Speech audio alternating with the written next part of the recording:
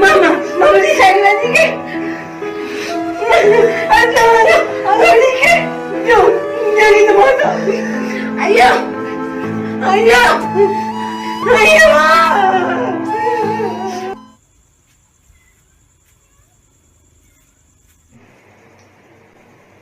Ayah.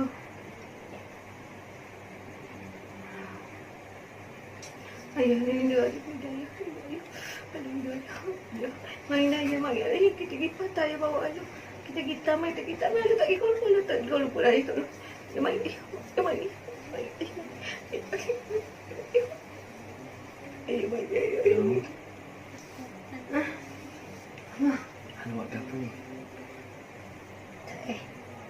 Kita tengok baju ni. Try.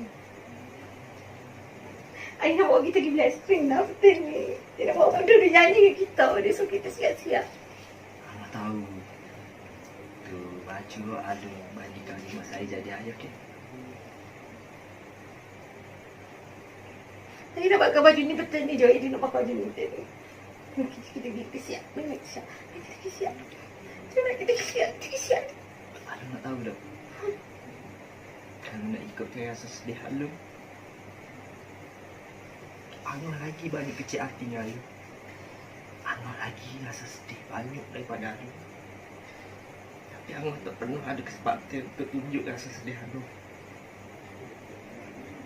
Alu pun teringin juga nak jadi macam orang lain, nak hijab kat bandar.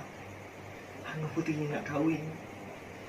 Yang tak ada peluang pun nak ajak gitu ke ayah. Hanya tak ada peluang pun nak ajak ke ayah ke apa hati yang rasa. Sebab semua perhatian ayah, semua pui ke Alung. Semua duit ayah, semua bagi ke Alung. Alung nak belajar lah, Alung nak pergi hijau lah, semua. Tapi Alung tak pernah ambil hati pun. Alung tak pernah marah pun. Apa ayah tak ada sekalipun, Alung tak pernah suruh benda ni ke ayah. Jahat je Alung ke? Semua kepercayaan ayah bagi semua Alung rosak kayak gitu. Dan mengabaikan perasaan adik-adik. Tapi Alung tak pernah dendam pun dengan Alung.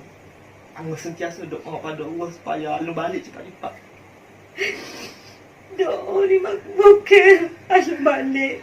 Sekali Alung boleh tengok Alung ada depan mata Alung. Benda tu lagi penting daripada kapur Alung rasa sedih selama ni. Masya Allah. Alung janji ni Alung jangan tinggal Alung lagi. Lepas ni Alung nak